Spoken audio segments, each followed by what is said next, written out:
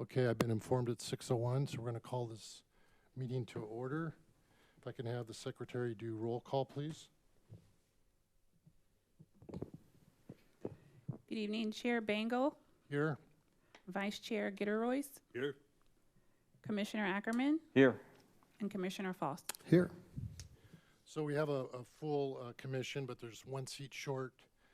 After the pledge, I'm going to ask everyone to remain standing. We lost one of our commissioners, Tony Amarelli, in mid-June. We're going to take a moment of silence for him and his family during this difficult time. I'd ask that Commissioner Faust lead us in our pledge. Thanks, Ryan. Ready? Begin.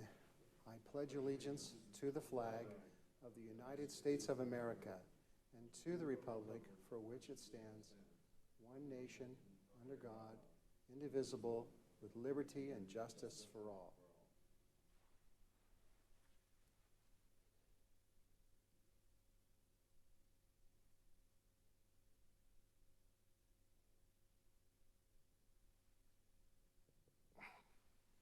Thank you. And if we could, Jonathan, would it be okay to adjourn in his name? Would that be appropriate? Absolutely. Thank you.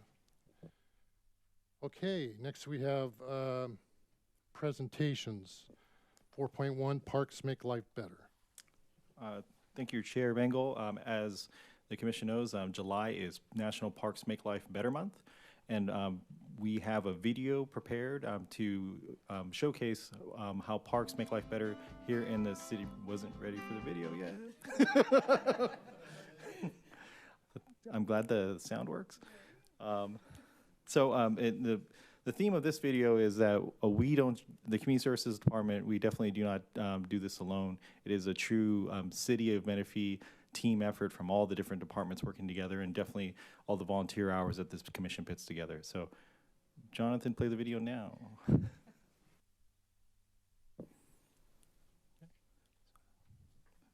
Well, thank you. That was very impressive.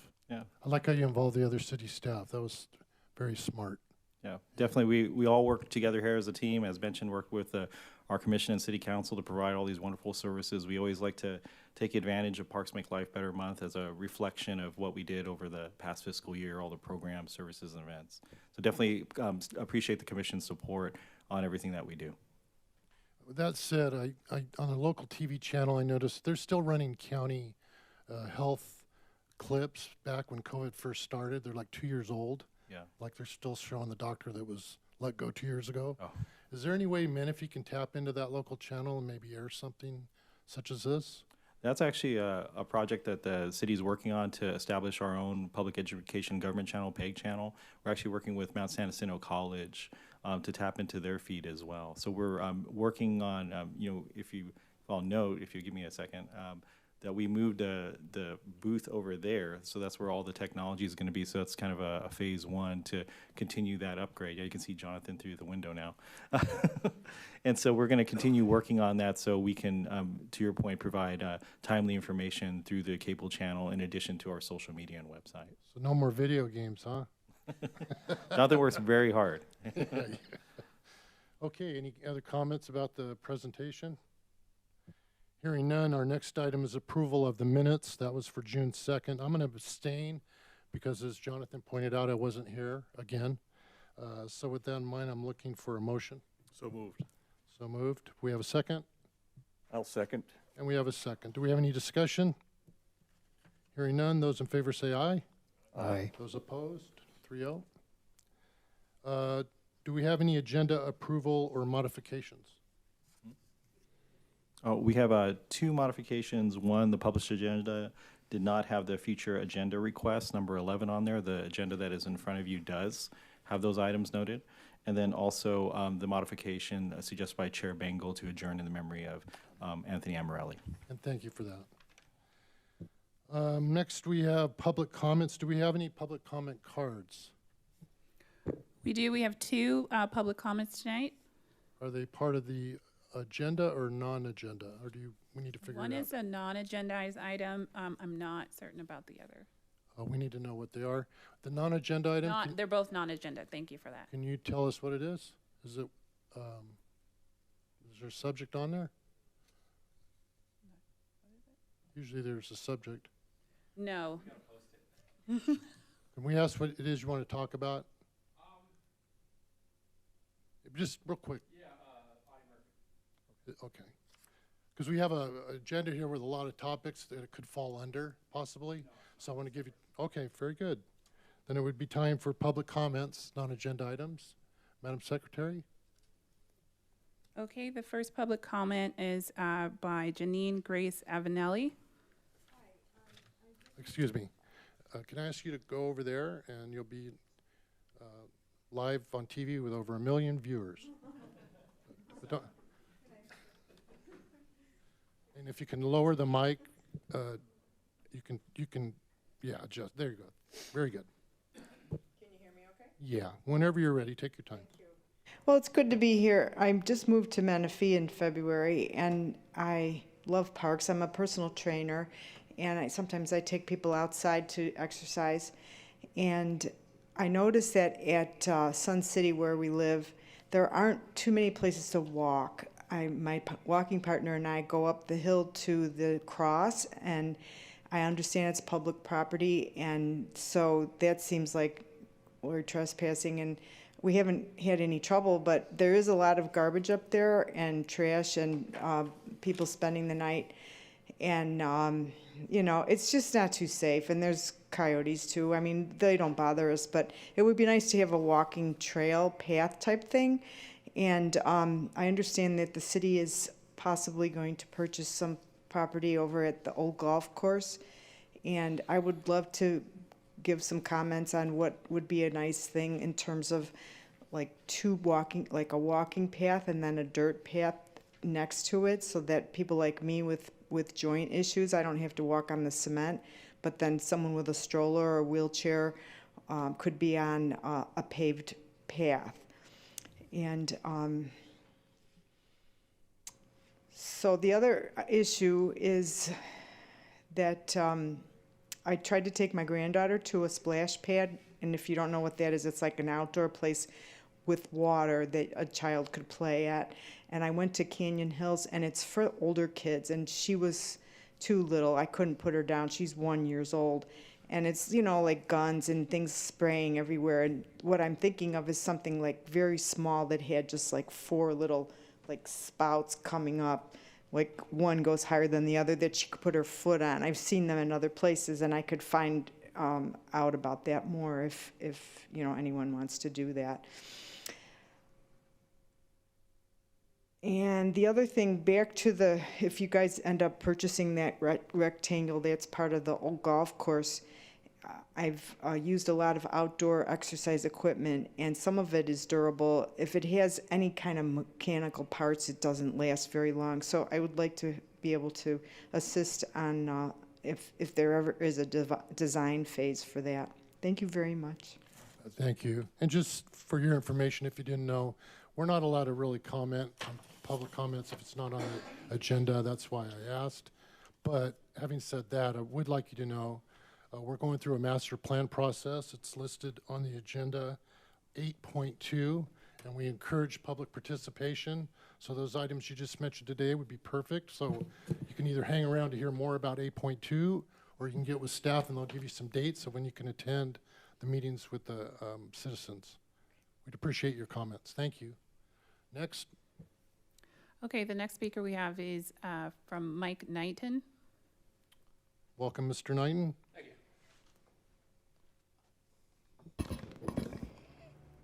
I'm not doing that. I thought there was a button.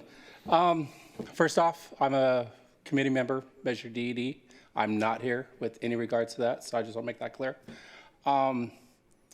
Earlier this year, I saw an ad on Facebook for Menifee Union School District looking for people to be selected for the naming committee of Menifee Middle School number 4. I signed up for that. If you guys don't know, that's right in the heart of Audie Murphy. I signed up for that with one concern. I didn't want that school to be named after Audie Murphy. After our first meeting, he was the leader.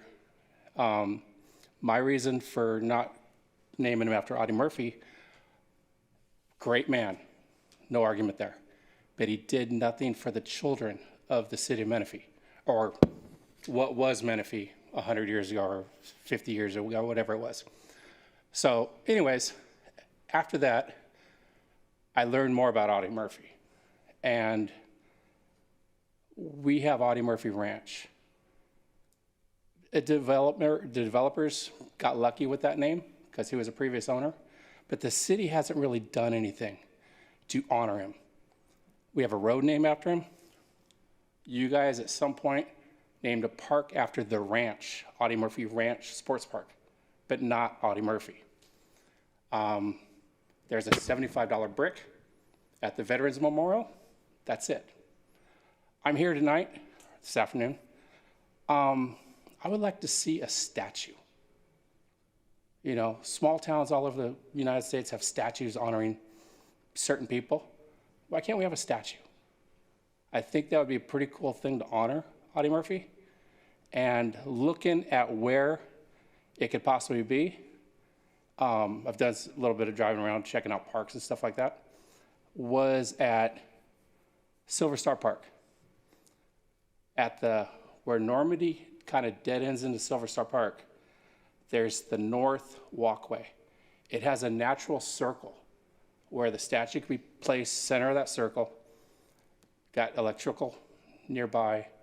We can make it really cool, you know, to honor him. I don't know what happened at previous commissions. Audie Murphy Ranch is like 12, 13 years old, so I don't know if there was other things with the city. But I'm here to ask you tonight, maybe put it on the future agenda item. Let staff come back to you guys. Then you guys can make a decision, throw it to city council, and let's see what happens. I know it's an expensive process, but let's give it a shot. Thank you. Thank you, Michael. Thank you for your time. We'll be discussing future agenda items at the latter part of the meeting. So that concludes, I believe, all public comments. Is that correct? Correct, yes. Next, we have discussion items, 8.1, Riverside County Transfer Agreement. The recommended action is that we approve. This is what the action for us is that we approve and authorize the city manager or their designee to execute the transfer agreement with Riverside County for the 2.32 acres of land located at 28798 La Pedera Road, Menifee, California. The recommendation's actually incorrect on the agenda. On the staff report, it's just to recommend to the city council what you just read. Okay. And I'm going to have Ms. Mitchell provide an overview of this item. All right. Good evening, Chair and Commissioners. If I could please, okay, PowerPoint is up. Next slide, please. So the item before you is essentially something that we've been working on for quite some time. As we know, the Menifee Library opened up in early 2021 on a a little over 4 acres lot of land. Beautiful library, complementary to the area. It's nice to have the amenity. But the one thing that kind of stood out was that large vacant land next to the library. And it was something Commission had brought up in one of our Commission meetings, as well as some of our City Council members. So we took that as a way to kind of inquire about what the process or the possibility of the city acquiring that land in order to build something that we're in desperate need of, which is additional facilities. So with that in mind, we went through the request for quote process for the short list of engineers and architects already on our on-call list, and we worked with HMC architects to come up with a conceptual design so that we'd have an idea of what could possibly be on this vacant land in order to present that to both city leadership as well as Supervisor Hewitt, being that this land is owned by Riverside County. And so from that meeting that took place in September 2021, it went really well, very positive. Obviously, it's something that our community is in need of. So we proceeded to work with the Riverside County Real Estate for the official transfer of the land to the city of Menifee. So it took some time getting through all of the legal and plat and all that fun stuff when it comes to transferring the land. But the intent to transfer to the city of Menifee actually went before the Board of Supervisors Supervisors in June of 2022. And this agreement, the transfer agreement itself, is scheduled to be presented to City Council at the July 20th meeting as well. So ultimately, the idea is that this is going to go, again, the agreement, once approved by City Council, would go before the Board of Supervisors in August. So that's kind of a tentative timeline. And at the bottom of the screen, you can see what the outlay might look like for our future community center. And again, this would definitely take some time. Some things to note is that the City Council, during their strategic visioning, did allocate some additional funding for a community center from the reserve. So obviously there's some funding for that. I think it's approximately $1 million. And in this year's CIP, we had allocated just over $230-something thousand for to go towards conceptual designs. But of course, as we all know, this stuff takes process, takes time. So it's definitely something that we're looking to take steps towards making a reality here in Menifee. Can I have the next slide, please? And so this is just some additional information or additional slides that was also included in the agenda packet regarding what the center might look like. HMC Architects were really intentional about making sure that the building was complementary to the existing Menifee Library, wanting to use the positioning of the building so that we can get the most light and using natural lighting, kind of open air concept, a little bit kind of like Lazy Creek with the opening doors, that type of thing, using the patio, kind of a plaza area. Using the already existing amenities near and around the area, such as Wheatfield Park, the library, the gym, and then MSJC, of course, this kind of being in addition to that side of town. So different ideas of how we could possibly organize a community center, great room, multiple rooms, sliding doors to make rooms bigger. So again, these are all conceptual designs that are up for conversation when we get closer to funding the project once we officially acquire the land. So that is my report, and we're open to answer any questions. Floor is open. Any questions? The previous land use historically was just, prior to housing and all that, was just farmland, I guess. There's nothing. This was a remnant parcel from the housing development there. It has a little bit of a history. The land was actually provided to Valleywide to build a community center, childcare center in the past, but they had a timeline to do it, and they didn't have the funding to do it at the time, so it turned back over to the county. So then once the county acquired the land back several years ago, they decided to move forward with building a library at the site, which they completed last year.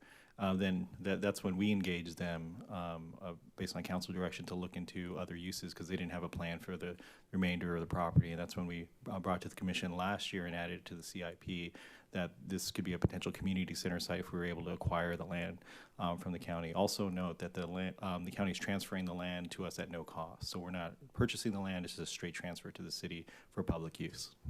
That's awesome. It's well needed too, especially if it's a multi-use building with expandable rooms and things like that. We just want to have to rent places. Yeah, and definitely this is a high-level concept design, as Mariana mentioned. The city council wanted to see what could we bring forward, and also that was a request of the county to say, okay, what are you going to do with the land once we give it to you? So we had to develop this, but as Ms. Mitchell also mentioned, once we get the land acquired, hopefully this is all approved next month, and then we'll start working back with our commission here to get into a full design.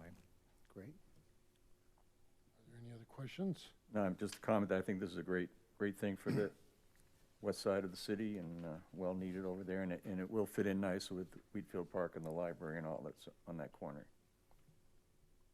Question, Tom? Well, just a comment that it is a great opportunity. We definitely recommend it. So I guess my question would be, I know you had to put something out quickly to engage the county.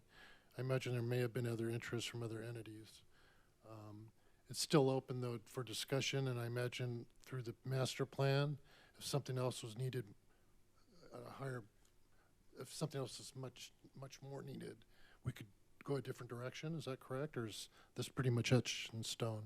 Definitely not etched in stone. So again, the county wanted a concept of what could happen there. So this is what we provided. If we go through this master plan process and there's overwhelming community support for another concept, we'd bring that back to the commission and city council for reconsideration of the use there. And then it would not have to go back to the county. No, because it'd be city land at that point. Once it's done, Yeah. you're not committing to a specific project. No, the transfer of land is, so they already did the notice of intent to transfer, then the transfer agreement next week, and then the final transfer agreement to the county at the end of August. So we said, this is something we can do, you know, there's no deed restrictions that they're tying to the land. Very good. Well, I know you worked hard on this, so job well done. Teamwork. Yeah. So you're looking for a motion on this? I believe we are. Can I get a motion? I'll make a motion that we approve and send this to the city council. Can I get a second? Second. We have a second from Tom. Any more discussion? Those in favor say aye. Aye. Those opposed? Ayes have it. Next, we have Park Master Plan Refresh Progress Update. And I'll probably provide the report on that one. As the commission knows, we engaged KTUA in March to start looking at refreshing our Parks Master Plan that was completed in 2016. So they've been working over the last few months doing a parks and parks amenity inventory, actually going physically out, visiting all the city parks, but also looking at all the park amenities that are available in the city, looking at HOA facilities, private facilities, looking at valley-wide facilities as well to get a complete inventory of parks and things that are available to the public. They've started the process by doing and I hope I get this right, a scientific survey. So the way they do the scientific survey is they mail out 4,000 paper surveys to random home residents. Those went out just last week. And once they receive those back, that'd be our survey sample. But that is just the first part of the process. What we're also going to provide, or KTUA is working with the city staff on, is a abridged, kind of shorter version of the survey. We're hoping to launch that online by tomorrow, and we'll share that link with the commission to share with others to get additional feedback. We want to get as much feedback as possible from the residents on what they would like to see, whether it be splash pads or other things, walking trails in certain areas. So we want to get that information out to the community, and then we've also, we're gonna offer that survey at city events. So tomorrow we have the Menifee Moonlight Market at Central Park. The movie is Cars, just in case anybody's interested. So we'll have printed surveys available for people to fill out. Also the survey link, if people want to just use their smartphone, click the link, and while they're waiting for the movie to start or while they're waiting in line to buy a burrito or something, they can fill out the survey. And so we'll continue to do that as we have our summer events and through the fall. And then we also have a series of community workshop and stakeholder meetings. We have a tentative schedule. I know I received some comments from the commission earlier today about doing some additional outreach. We're definitely trying to maximize KTUA's time, but we even met with them earlier today, and I'll go right into that tentative schedule. So just for the community, the folks that are here today, we have the first workshop next Thursday, 6 o'clock, and that's at the K. Sinacero Center. That's on Evans and Newport, the senior center over there. So if anyone would like, anyone listening online, please come down and participate in that and give us your opinion and feedback about what we can do better with the parks. And basically those workshop format, it's going to be an introduction of what a master plan is, what we have here in the city so far, what that master plan envisioned, the one from 2016, should be developed. We're going to go over how much progress we made, how many parks we've opened and built, definitely with the support of this commission and the city council from 2016 to 2022, and then kind of provide breakout sessions where we can work with small groups of folks and get their direct feedback on what's their satisfaction with the city parks, with the valley-wide parks, with the private amenities that are here in the community. How much do they use these parks? We heard from some residents today that they come to some of the current parks and they use them for different things, whether it be walking or bringing their grandchildren. And then also how satisfied are people with the current condition of the parks? How can we improve? So that's kind of the basic format of these workshops as we go out into the community. We're also going to go to a few stakeholders. We have a monthly community partners meeting for community services. That's where we meet with the school districts and nonprofits. So we do that bi-monthly, so we're going to engage them as well, get their feedback. We're going to meet with all the other city departments on August 10th. And then also for this commission, we're going to do a joint meeting with the Planning Commission. So we can have a meeting right here, and we can have, ask some direct questions to the commissioners of the PRTC and planning, and you guys can provide your direct feedback to them. Beyond that, we're looking at another community workshop in September, but we've also talked to the consultant KTUA about doing some more focused outreach, maybe going out to the Sun City Civic Association and having a direct meeting there with those folks. We know that that's an area where we can improve and have some more amenities. We already attend the Quail Valley Community Meeting every first Tuesday of the month, so going out to them, making sure they're aware of this, getting their feedback, make sure they're aware of the survey, then trying to get out to the Roma Land area as well, maybe hosting something at, if Valley would let us use the Marion Ashley Center, or maybe a Heritage High School or something like that. So we're definitely trying to get out to all the different segments of the community. This is our tentative schedule. Got some feedback from the commission earlier today, so we'll incorporate that feedback as well to make sure we get as many people as possible to engage in this process, let us know what they're thinking about parks and trails and different amenities, whether it be splash pads, sports parks, community centers, that in ways we can improve those things. And definitely, I know this commission knows there's a limited amount of resources, so we want to really get that feedback so we can plan ahead on how we build these things into the future. So that's my overview and report. Any questions?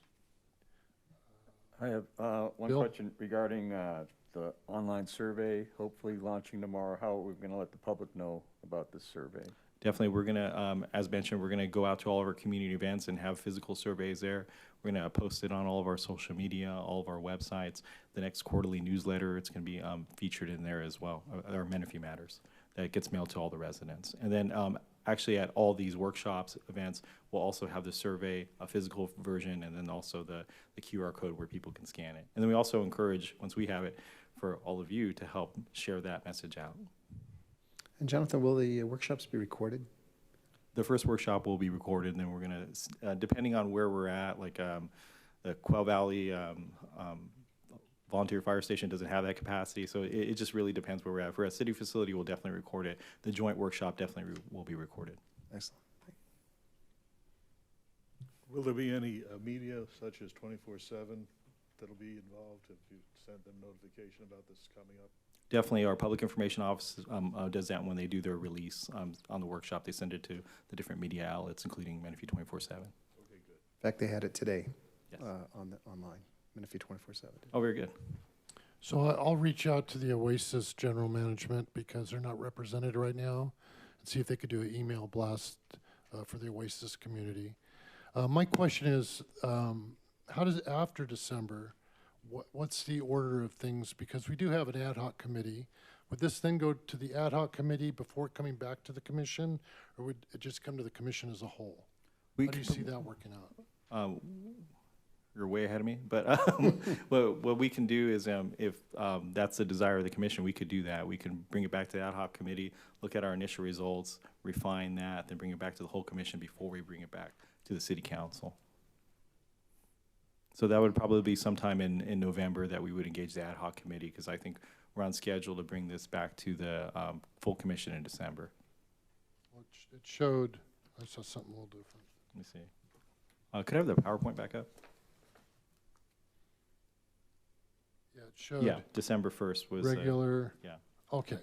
So December 1st is your target for the full commission. Yeah, so after we go through these series of meetings, plus all those other community meetings that are not listed that I mentioned, we'd be going to city council sometime in October with some initial results, but we could go to our ad hoc committee either probably right after that meeting, once we give the city council a chance to provide some feedback.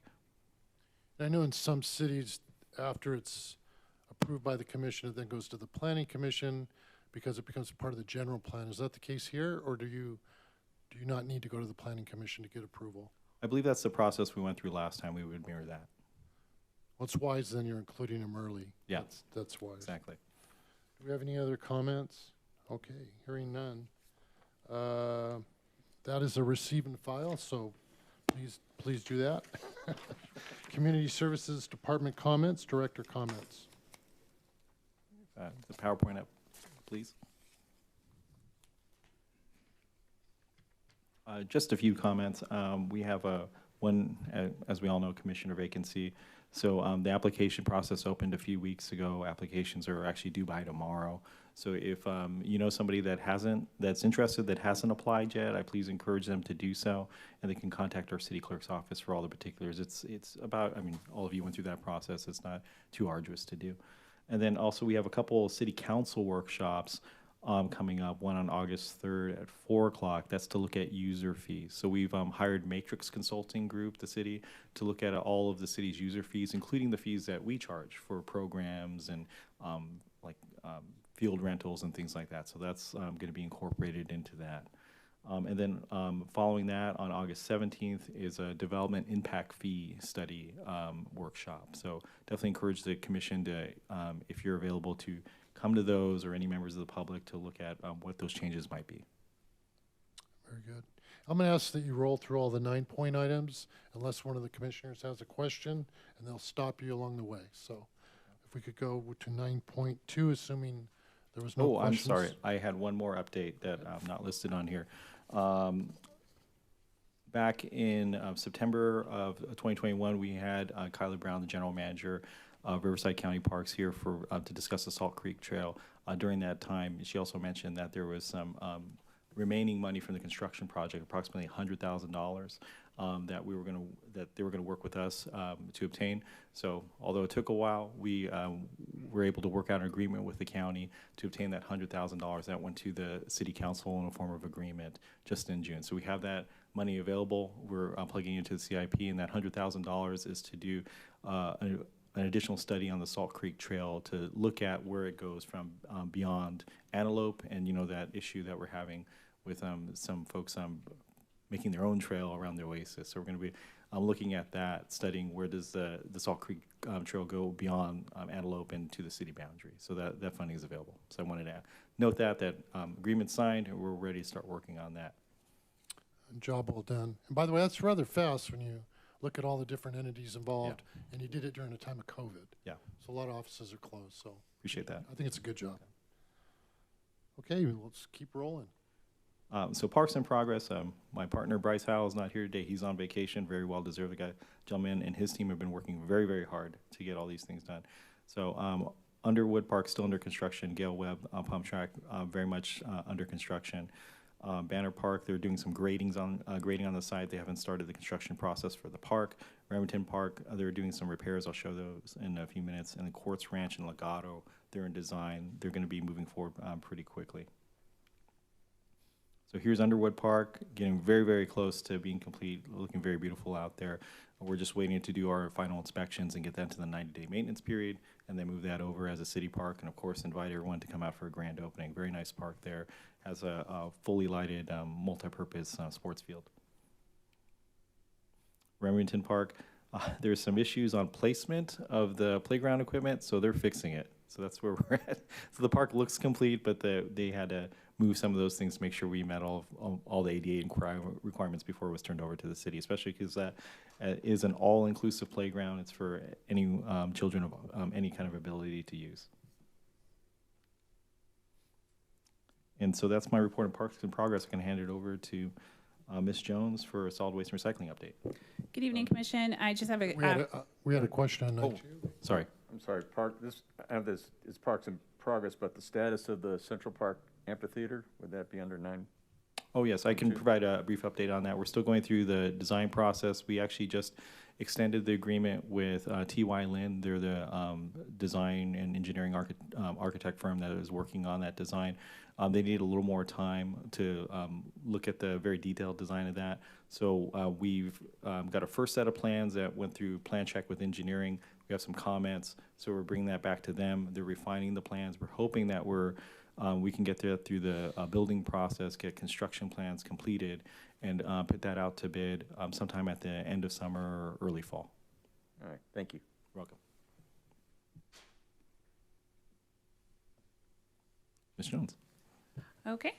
So as I mentioned, I just have a few updates on the solid waste recycling activities. The city did receive the local assistance grant funding from the Cal Recycle, roughly $141,000. Part of that was used to release an RFP for a consultant to help us with implementation of an outreach. So that's going to council for approval on the 3rd. So it will be an environmental marketing firm, and their task would be just to review our program readiness for SB 1383 and other state recycling requirements, conduct commercial generator outreach, and be a presence at some of our community events to engage the public.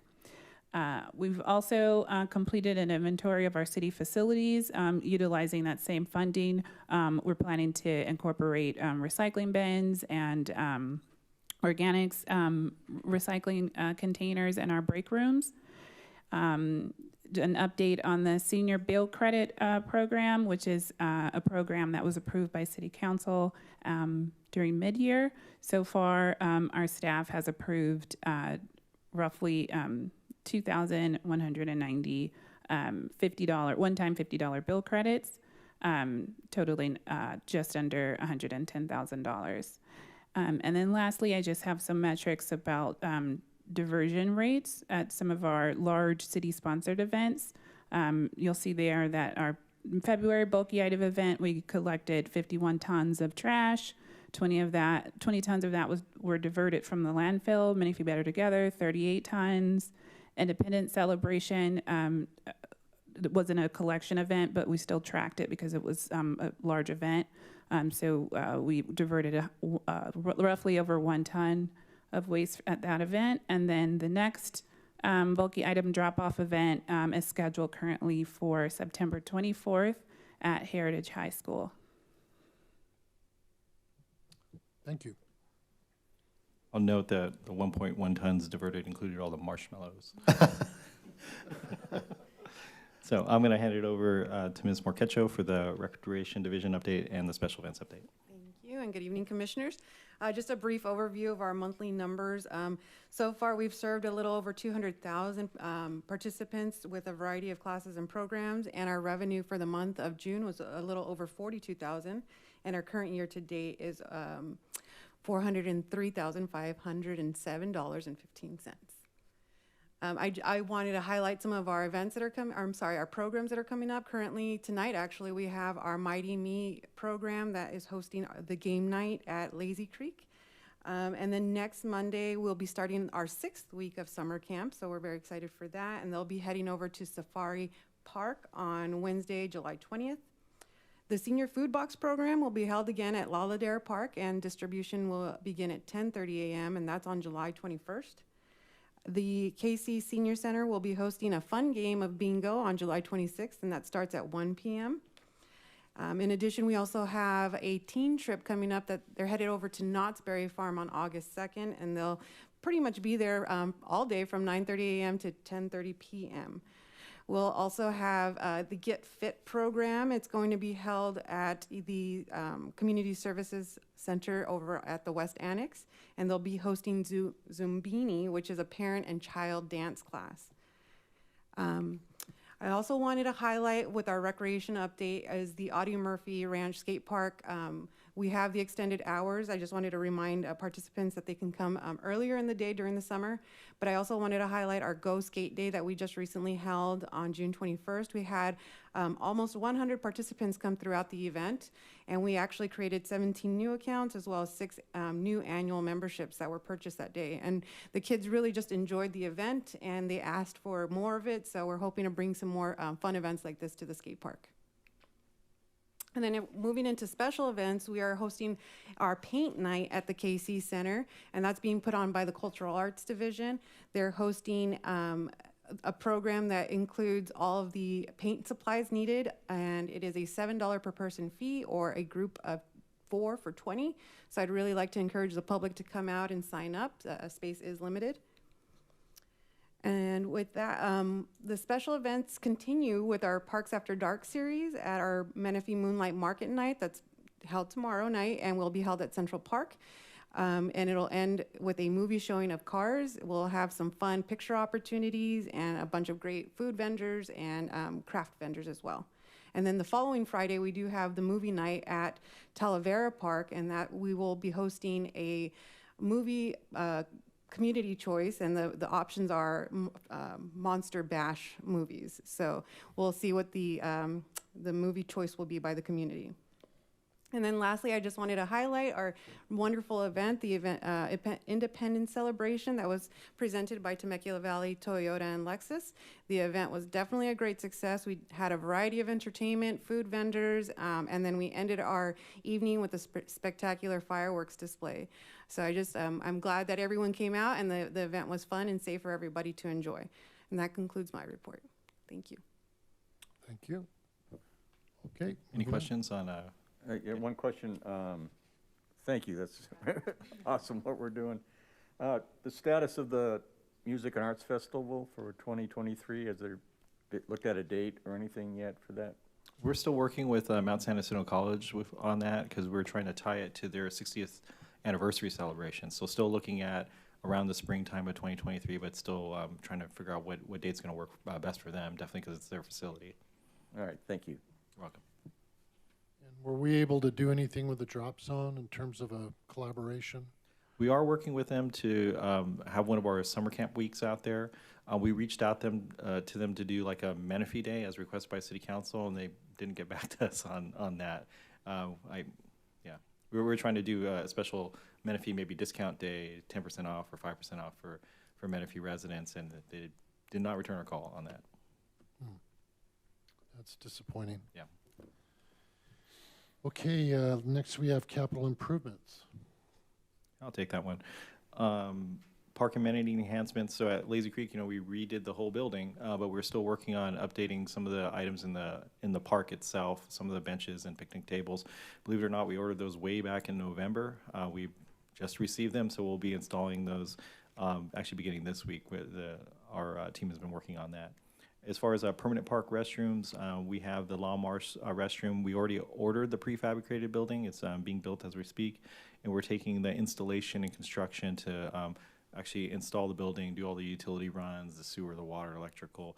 We're taking that construction contract to City Council on August 3rd, so we can start that project and get that done and have a permanent restroom at La Marche to accompany the all-inclusive playground that's there. On the pump track, although the pump track is under construction, we have a separate project to do a permanent restroom building there. It's kind of on its own path. There's some challenges with the sewer run there. There's sewer on Evans and Craig. There's sewer in front of Paloma High School. There is absolutely no sewer or water right in front of the pump track.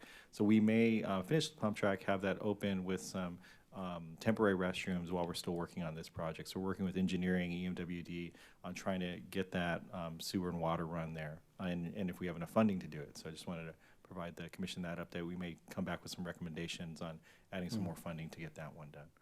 And then we're working with EMWD to do reclaimed water retrofit for La Ladera Park. The middle school that was mentioned is actually right above La Ladera, and they're going to have reclaimed water. So that's a great opportunity for us to piggyback on their project and get reclaimed water into La Ladera. And EMWD is actually working with us to finance that through the water bill. So they're, the potable water bill is going to be this cost, and the reclaim is going to be this cost. So to finance the construction, they'll just up our bill a little bit, kind of like when you buy solar panels for your house, same kind of concept. So we're working on with that. And then we're trying to go out to bid this month to get what that construction cost is to install all that reclaimed water into the park. So those are those updates. And then also I just wanted to provide some photos. We're making good progress at the Gale Webb Kids Are #1 Action Sports Park. You can see a lot of the asphalt has been poured for the pump track itself. They're assembling all the ramps out there, and they're building some of the obstacles that are going to be in the bike trail. Also, I just wanted to note that the city of Pomona contacted us. They're also looking at building a pump track. So they came and visited us on Monday. Their mayor came out, and their equivalent to Bryce, or Parks and Facilities Manager, came to look at it, along with a couple of officers from their Police Officers Association, because they're looking to name their park after one of their fallen officers. So they were very, very impressed. They were, after they saw this, their idea of what they could do got a lot bigger. And so they're trying to get the funding together to move that. But very, very nice gentlemen, very nice to collaborate and be able to provide an example to another city. And that's all I have for capital improvements. I don't know if anyone has any other questions. Just, Jonathan, I visited Temecula's pump track. Oh, I think yes. it's at Reagan Park. And this seems a lot larger, isn't it, by design? Or is it just the finished product will be about the same? It's the same designer, correct? Yes, it's American Ram Company. They also did Temecula's and Lake Elsinore's. This is about twice the size. Okay, twice the size. And we will have a kind of a second kiddie one as well. Yeah, absolutely. That's one of the lessons learned when we reached out to Temecula. They're a little bit ahead of us on building their pump track. I believe they opened theirs in 2019. So we reached out to them when we started this design, and that was one thing that a comment they received from the public was there's this very nice pump track for more advanced riders and teenagers and adults, but those beginner riders, maybe kids that are my kids' age, couldn't really get on there at the same time as those more advanced riders. So they actually did a second project to build a smaller pump track for beginners. So we already incorporated that into our project to have that available. Excellent. And John, just a question about Sure. John Denver Park pickleball courts. What's the status with that? We're still working on that. I believe Bryce is working on the bid to get the the sport court servicing done on that. Okay, It's still in progress. thank you. Okay, we have Maintenance Division report. Who's taking that one? Yep, I'll do that one too. 208 submitted, 180 completed, 2 canceled. Canceled because they were not pertaining to our Parks Maintenance Division, and then 3 that were referred over to other departments, and we have 23 that we're still working on at the end of June. So you can see a lot of irrigation repairs, regular park maintenance, unfortunately some vandalism, and I have actually some pictures of that. So here's our actual park crews working out there. You can see, I believe that's Tony right there working on that irrigation. Fortunately, a lot of folks choose not to take advantage of all the wonderful programs available through Waste Management to have bulk item and things picked up right at your home. You can, just a plug, if you live in Menifee, call Waste Management. If you have large items like a couch or bookcase or something to dispose of, they can come to your house, pick it up for free on your regular trash day. They do that 4 times a year for free, or go to Heritage High School on September 24th and participate in the bulk item pickup. Please do not just throw things into the park or into the street, because that creates a lot more issues for us and a lot more work for us. And we're picking up things like bikes and things like that. Also, unfortunately, maybe because it's summer and more kids are out, we're seeing more graffiti out there, so we're trying to address it as soon as possible. So if any residents happen to visit a park or a restroom, they see the graffiti, please notify us right away. If you happen to see someone doing graffiti, please call immediately so the police department can capture them. But you can see our staff are working extra hard to make sure that all of our facilities are restored back to normal even after such graffiti is done. So our gentlemen in the maintenance division are working very, very hard. Any questions on maintenance? I have one. Jonathan, I seem to recall there's a capital project for repaving Peterson parking lot. Yes, yeah. Is that starting soon, or? We're actually working with engineering. On Marietta Road, EMWD was doing that project there. Right. So engineering is coming afterwards, and they're going to repave all of Marietta Road. So we're going to work with them to do the repaving of the piggyback parking on that. lot. Exactly. And the road at the same time, so we get economies of scale and a better price. Excellent. Yeah. Thank you. So while you were closed on one of the weekends, I don't remember which one, there was some activity on the website. I think it's called Neighborhood. And apparently yeah. there was some broken glass at a park. So someone was complaining that they called into the city hotline and nothing was done about it for 2 days. So, and there was a lot of activity, a lot of negative activity. So my question is, when that comes to us, which this one did come to me, is there a number I can call for somebody that's on standby to let them know that there's something that needs to be looked at quickly? Yeah, I'll definitely share with the commission the standby number, and or if you want to plug it into the city app, that'll go directly to your Well, that's standby. what they used, and they weren't getting a response. Interesting. Okay. Thank you for providing that comment, but I'll share the standby number, or you guys can text me. Well, I'd like the standby number. Okay. Yeah. I've tried that too. Okay. Jonathan enjoys his weekends. Yeah. I try sometimes. Fair enough. Yeah. Okay, under future agenda items, I noticed, I'm sorry. Oh, Forgive me, sorry. I skipped. I skipped. Actually, I had one more slide on maintenance division. just coming up for this fiscal year, we're actually going to continue with plant replacement, mulch replacement. I believe we did 1,200 plants and trees over the last fiscal year. We actually did quite a bit of that, so we're going to continue that, make sure that all of our parks, all of our landscaping in the street stays as pristine as possible. And then also looking at areas where, especially during these drought conditions, where there's non-usable turf. Definitely any turf that's available for play areas we want to keep and maintain as well. But if there's areas where there's, maybe a planter or something that we can replace with mulch or some drought-tolerant plants, we're revisiting that. We also have some new locks for the restrooms to hopefully alleviate the graffiti issue that you just saw. And then also there's more help on the way. Unfortunately, you guys see it on the news, it's hard recruiting anybody for any kind of position, but we were actually able to hire a couple more part-time and another full-time gentleman to join our maintenance crew. He's going to start on Monday. So with that extra help, we're hoping to get more of these projects done and keep our maintenance up. Very good. Commissioner reports on committee activities. Do we have any updates, starting with Tom? No report. Very good. No, we haven't met. Will there be a meeting? I think 3 meetings ago, we talked about the Parks Make Life Better Committee meeting. Can we get something? Yeah, definitely. on the We'll calendar? try to coordinate your guys' schedules and get something on. Okay, I'll shoot you my availability. Okay. We're going to be flying from now on, so I won't be gone so long. Okay. Okay. It's a long drive. Under future, yeah. Under future agenda requests, we had a public speaker that brought up statues. Would it be appropriate to place that under public art in the park as part of the discussion? Yes, we can do Okay. that. Yeah. So, do we need to vote on that, or can we just do that, since we've already voted on public art in the park? We can note that that's an item under there, and definitely we encourage folks to participate in the survey process, participate in the workshops, and make sure that anything like that you'd like to see that we're probably missing or that we can do better, provide that feedback, as Commissioner Bengal already pointed out. So, sir, that's scheduled for spring of 2023. So that's pretty fast for government. Actually, I can fill you in. Years ago, we did discuss a bust of Odie Murphy. Oh, really? Yes, it's back in my memory, but we did talk about it back when we were naming Spirit Park. But it never progressed anywhere, so it should definitely be brought back up. Very good. Do you have any updates on future agenda requests, Jonathan, or are we? I Good to just go. wanted to provide one update that we did actually complete an item. We have our parks brochure. A draft was provided to the Commission Ad Hoc Committee a few months ago. So this is the final version, and we're handing this out at community events.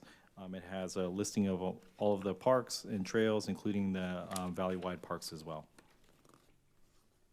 So there's a online version of this, but we definitely want to keep this printed version as well, because we know a lot of folks like to have the physical version.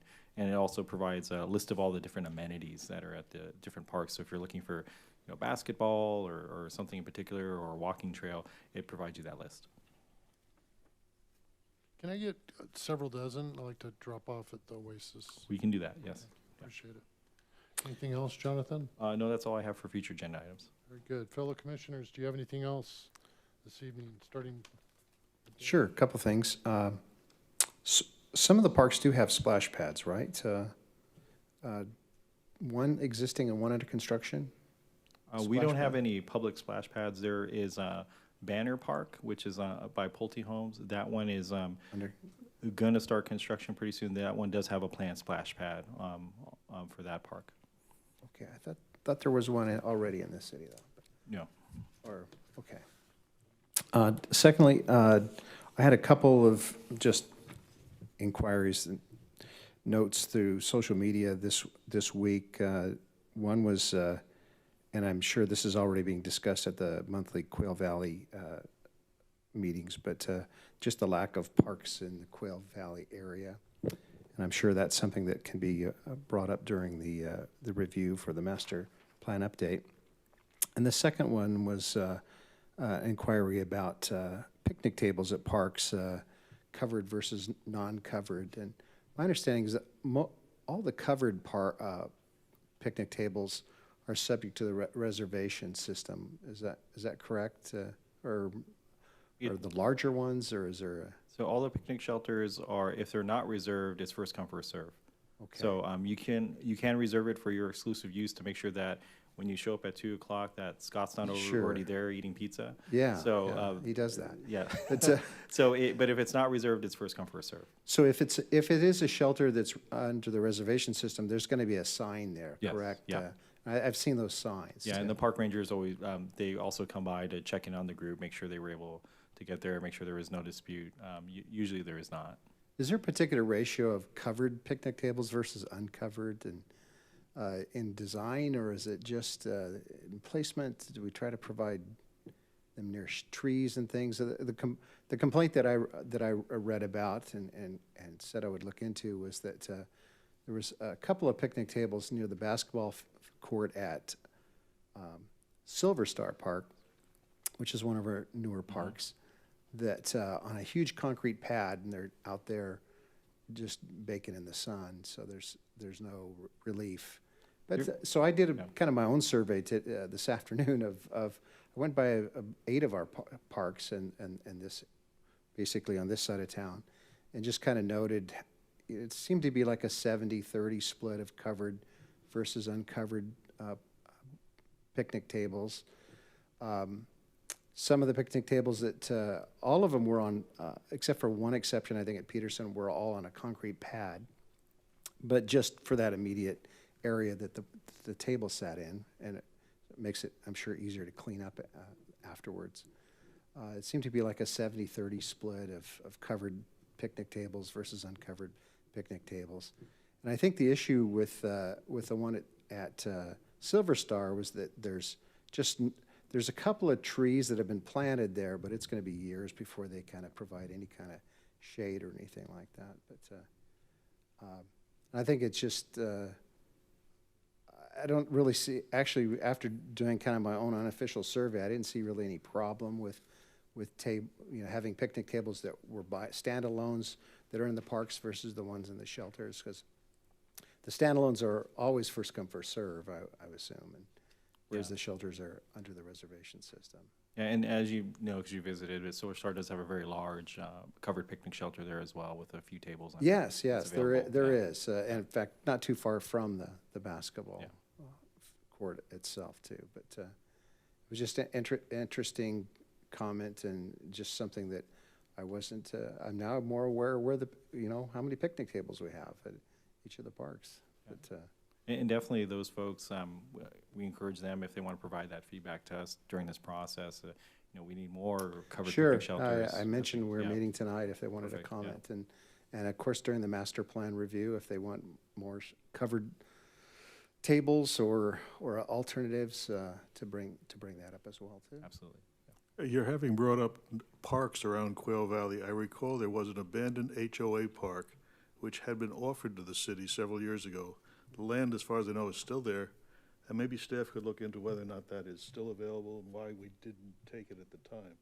Yeah, there is. ring a bell? No, I know exactly what you're talking about. There's a very, probably about 6-7 acre park that looks like it's supposed to be oriented for like a soccer park. I actually visited that one out in March to look at the condition. There's a that could be a site. It's actually identified in the current master plan as a possible city park. It does need quite a bit of work, and there's also an issue with access. One of the main access points for it, there's Quail Valley Elementary School. Right across the street from it is a pocket park. That's the HOA's. It has like a little playground.